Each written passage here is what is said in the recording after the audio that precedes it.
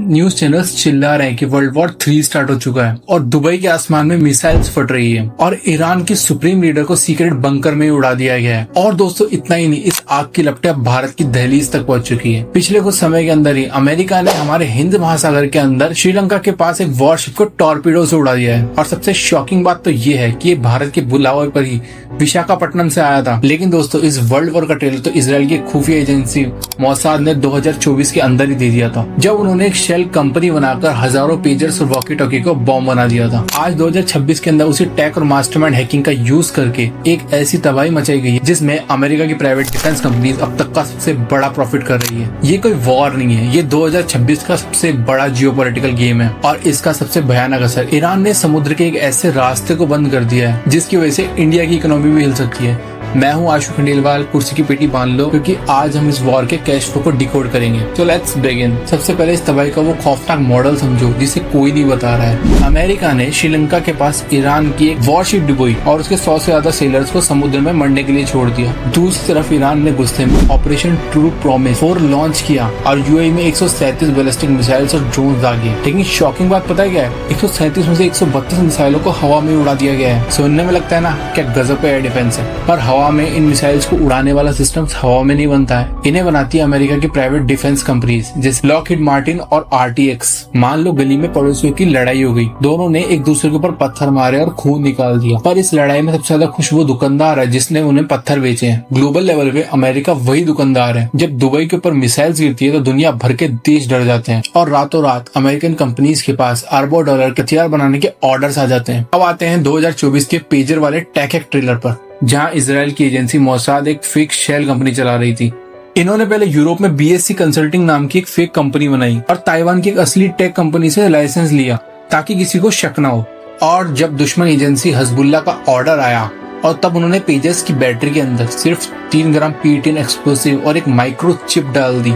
और जब सही टाइम आया तो मोसाद ने सिर्फ एक फेक मैसेज भेजा और हिजबुल्लाह ने जैसे मैसेज पढ़ने के लिए पेजेस के बटन को दबाया, वो सारे पेजेस एक साथ फट गए। लेकिन दोस्तों ईरान भी कुछ कम नहीं। इसी टैक वॉर के अंदर ईरान ने अमेरिका का घमंड तोड़ दिया। ईरान ने कतार में अमेरिका की 1.1 बिलियन डॉलर करीब 9,100 करोड़ रुपए की AN/FPS 132 रेडार को तबाह कर दिया। और इस रेडार को अमेरिका की मिसाइल डिफेंस का नर्वस सिस्टम माना जाता है। यह सेनाओं के लिए 100% टैक और डेटा की वॉर बन चुकी है। सुनिए वो बात जो आपको अंदर तक हिला के रख देगी। नाटो और यूके इस वॉर में कैसे कूद गए हैं। सिप्रस में यूके के एयर बेस पर और सऊदी अरेमको पर ड्रोन अटैक्स हुए। पूरी दुनिया को लग रहा था कि ये ईरान ने करवाया और ड्रोन्स जो है वो ईरान से आए हैं। लेकिन दोस्तों हिस्ट्री गवाह है कि 1967 के युद्ध में भी इजराइल ने अमेरिका की इंटेलिजेंस शिप USS लिबर्टी को डुबो दिया था। 30 अमेरिकन सैनिक मार दिए ताकि इल्जाम सिर्फ इजिप्ट पे लगे और अमेरिका वॉर में कूद पड़े। इसे कहते हैं फॉल्स फ्लैग ऑपरेशन। क्या आज वापस वही फॉल्स फ्लैग ऑपरेशन हो रहा है ताकि पूरी दुनिया ईरान के खिलाफ एकजुट हो जाए, क्योंकि ट्रम्प के सेक्रेटरी ऑफ वॉर इसे खुलेआम एक रिलीजियस वॉर बता रहे हैं। अब आप कहोगे कि आशु भाई इजराइल हैक कर रहा है, अमेरिका पैसे छाप रहा है, इसमें हमारा क्या जा रहा है? पर अब इंडिया का सबसे बड़ा नाइटमेयर सच हो चुका है। दुनिया के नक्शे पर इस जगह को देखो, इसे कहते हैं स्ट्रेट ऑफ हॉर्मूज। ये जगह 33 किलोमीटर चौड़ी है, लेकिन दुनिया का 20% क्रूड ऑयल यहीं से गुजरता है। और इतना ही नहीं, इंडिया हर रोज करीब 26 लाख बैरल तेल गल्फ देशों से मंगवाता है। ईरान को यहाँ मिसाइल्स भी चलाने की जरूरत नहीं पड़ी, उन्होंने सिग्नल स्पूफिंग करी और सिर्फ अपना डर बनाया। और शिपिंग कंपनीज का वॉर रिस्क इंश्योरेंस प्रीमियम इतना भयानक बढ़ गया है कि कोई भी जहाज वहाँ से आने का रिस्क नहीं ले रहा है। तेल आना रुक चुका है, इंटरनेशनल मार्केट में क्रूड ऑयल की सप्लाई कम होती जा रही है। इसका सीधा असर इंडिया की इकोनॉमी पे भी पड़ेगा।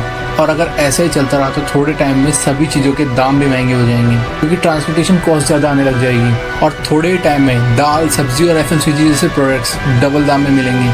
और इसी पैनिक में इन्वेस्टर्स भी स्टॉक मार्केट से सारा पैसा निकाल के गोल्ड और सिल्वर जैसी चीजों में इन्वेस्ट करना स्टार्ट कर दिया है। तबाही वहाँ है पर महंगाई यहाँ हो जाएगी। और जाते जाते इस गेम की सबसे बड़ी मिस्ट्री को समझें। इस बड़े अटैक के ठीक 2 दिन पहले 25 और 26 फरवरी को हमारे मोदी जी इजराइल में थे और नेतन्याहू के साथ डिनर कर रहे थे। वॉशिंगटन पोस्ट की रिपोर्ट कह रही है कि अटैक हफ्तों पहले ही प्लान हो चुका था।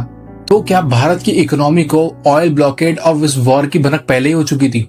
क्योंकि याद रखना 2003 में भी इराक के साथ यही हुआ था। जब अमेरिका किसी देश की सरकार गिराता है तो उसका सीधा मकसद वहाँ डेमोक्रेसी लाना नहीं है, पर उस देश के तेल और इकोनॉमी पर कब्जा करना होता है।